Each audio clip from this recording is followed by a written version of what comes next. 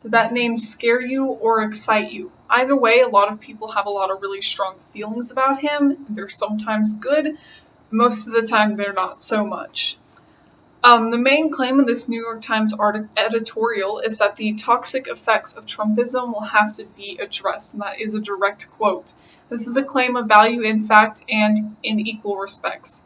I agree with this author's main claim. What I disagree with here is his very little use of evidence, and where there is evidence, it's not very properly sourced, it's not academic, and it just really lacks a lot of sustenance. It's exciting to read, but in the end, it doesn't get him very far, as well as political points.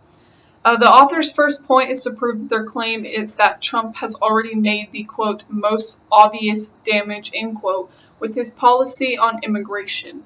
He says, quote, Trump's solution is to build an unbuildable border wall and force 11 million people out of the country while letting the good ones back in. Extreme vetting, he calls it, end quote. The author's source about extreme vetting is a link to another New York Times editorial board article. It doesn't really go very far. On PolitiFact.com, the article, How Trump Plans to Build and Pay for a Wall Along the U.S.-Mexico Border, they use exact quotes from Trump. They also conducted their own research and their own interviews for their article.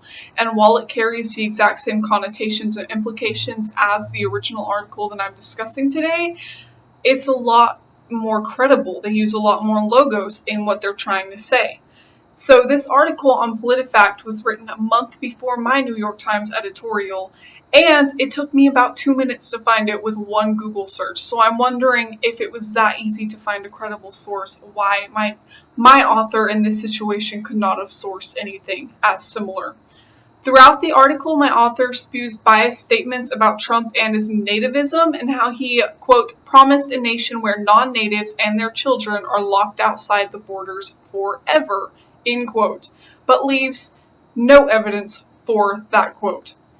At the very least, he could have cited this scholarly and equally demeaning article, The Populism Bomb, the Trump Phenomenon Explained. They compare Trump to Hitler throughout this entire article, and they're still citing their sources.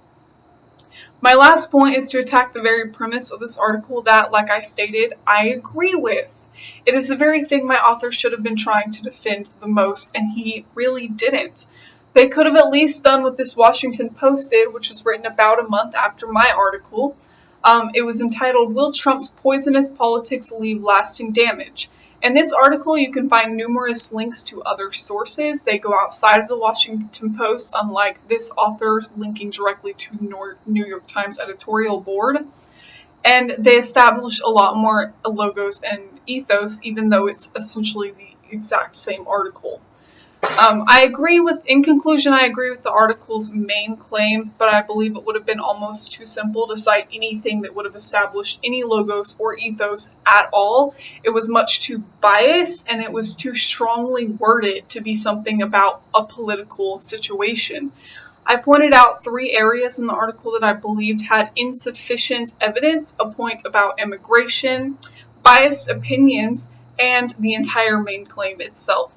In the end, when you file into the voting booth, do what you want to do, but I hope when you go in there, you're doing what you're doing based on facts and knowledge and not your opinions.